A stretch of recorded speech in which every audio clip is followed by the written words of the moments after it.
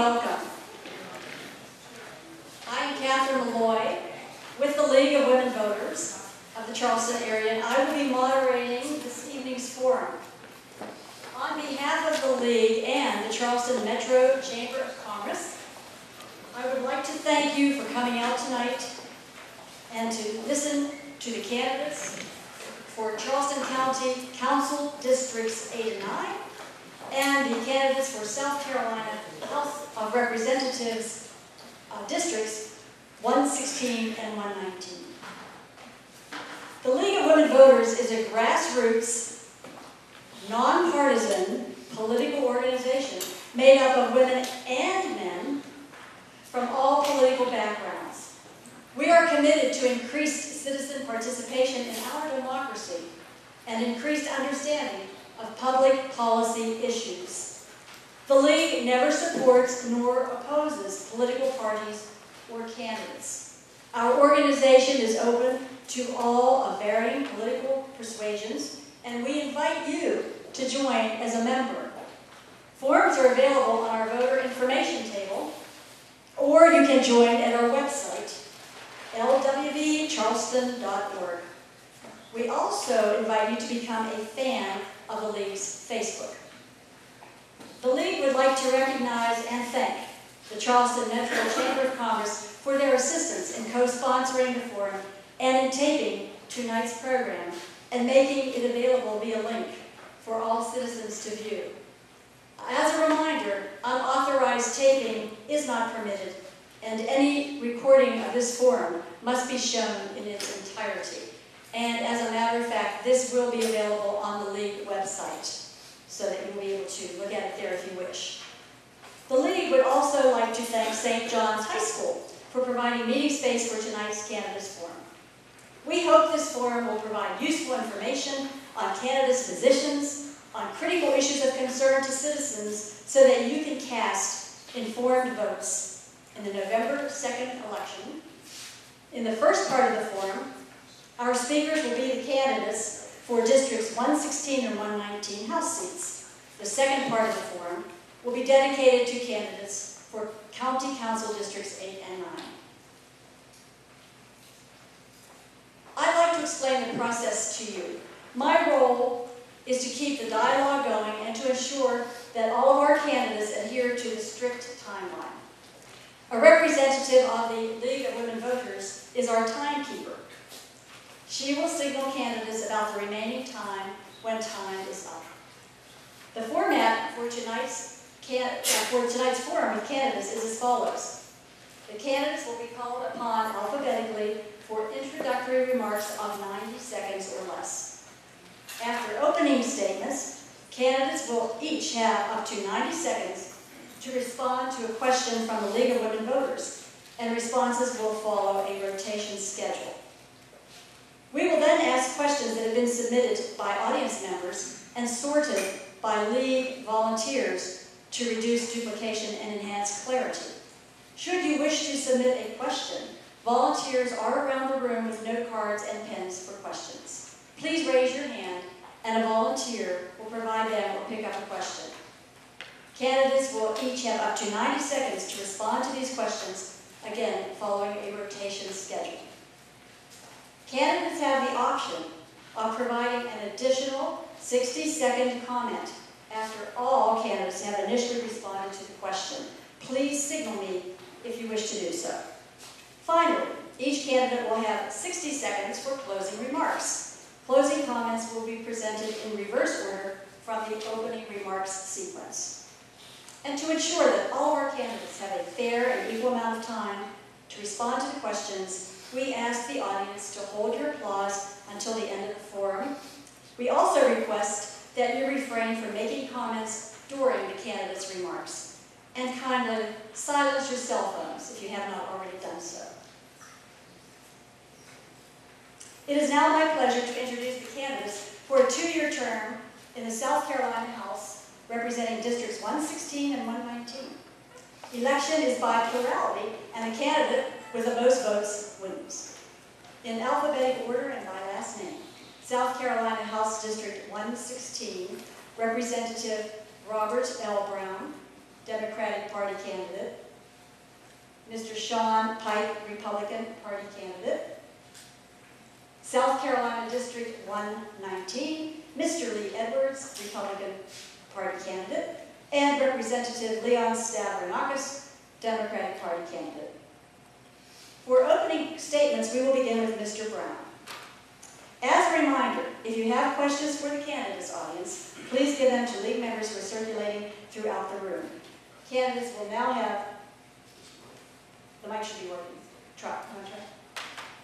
Okay, candidates will have 90 seconds to respond to this question that was prepared for you by the League of Women Voters. Do you support drilling for oil off the coast of South Carolina without additional improvement of the regulation of the drilling process by the federal government? And we will start with Mr. Brown.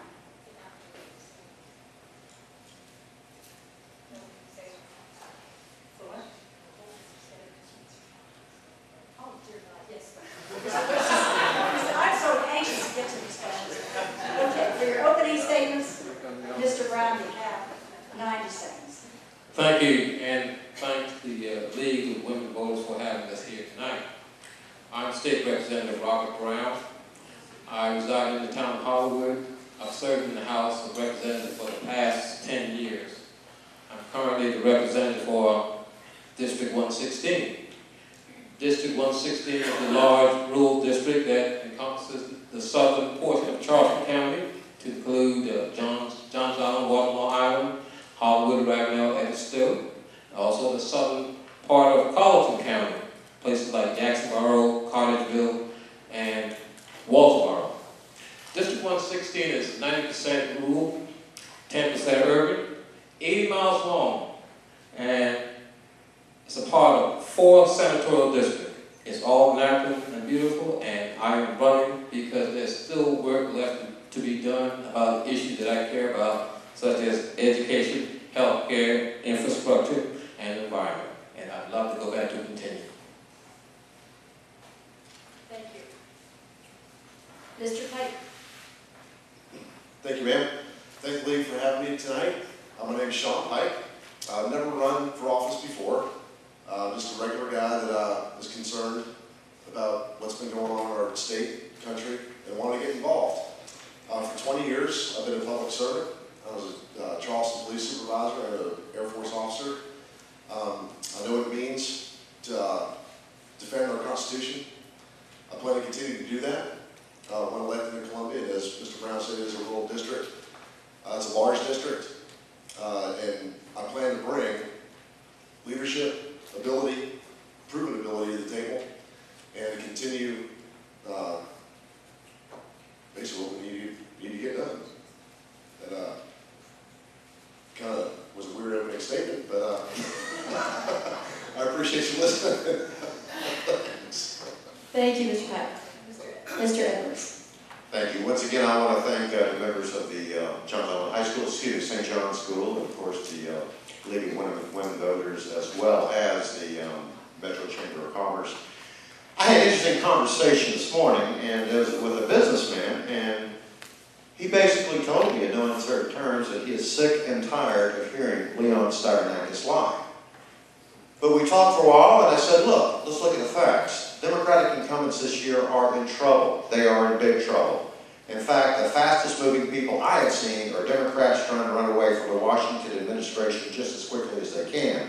They have no other option to stay in power unless they lie about their opponents. But why does this particular incumbent lie?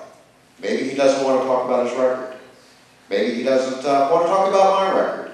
When I served with the St. Andrews Public Service District, we cut property taxes 26% in 3 years.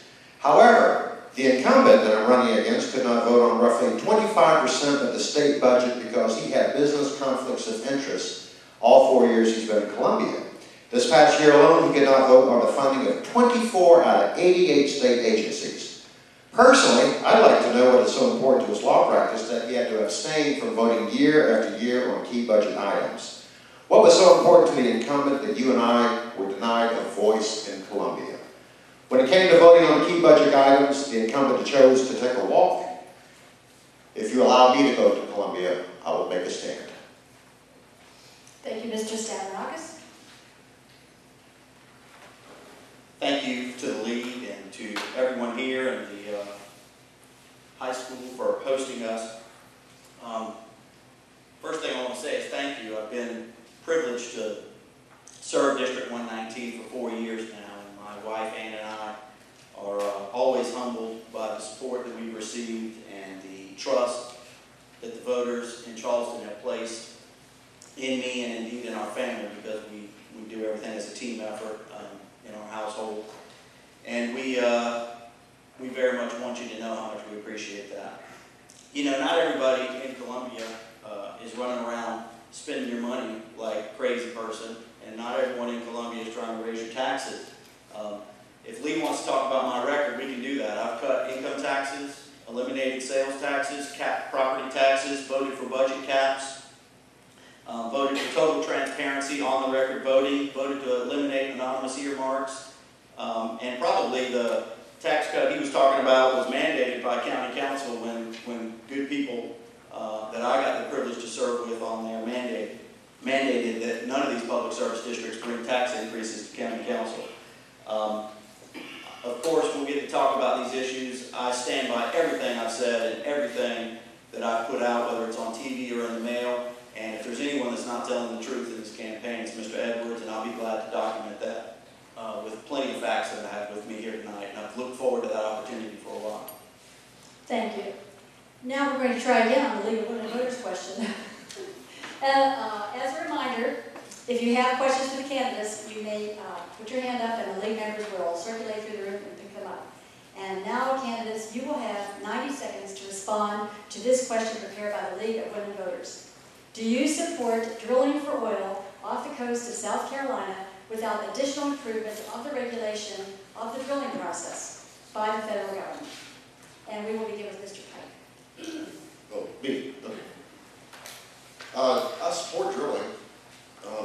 However, I said we have to do it with some common sense. If it's not safe, you don't drill. We already have plenty of areas in the country that have already been set aside for drilling, specifically crude oil. Right now, off our coast, we have a much better chance of harvesting a lot of natural gas, which is a lot safer to harvest than crude oil is at those deep levels. But we already have plenty of places set aside already for drilling. So while I'm open to it, I'm also very concerned about the safety of our waters with regards to drilling. Thank you. Mr. Edwards? Thank you. Yes, I agree with Mr. Pike. I do believe that if we drill safe and if we use common sense, that perhaps there are natural gas deposits out there that we could use. America should become energy independent and energy free through the free market. That is definitely something that we want to do. I will have to say this, I don't know what my opponent is going to say, because I believe that one of the many departments that he was not able to vote on the funding of was the LLR. Now, I could be very much confused because there were 24 out of 88 agencies, and of course I can't memorize each and every one of them. But to, yes, to quickly answer your question, I do favor drilling on the in the waters of South Carolina. Thank you. Mr. Stavronakis?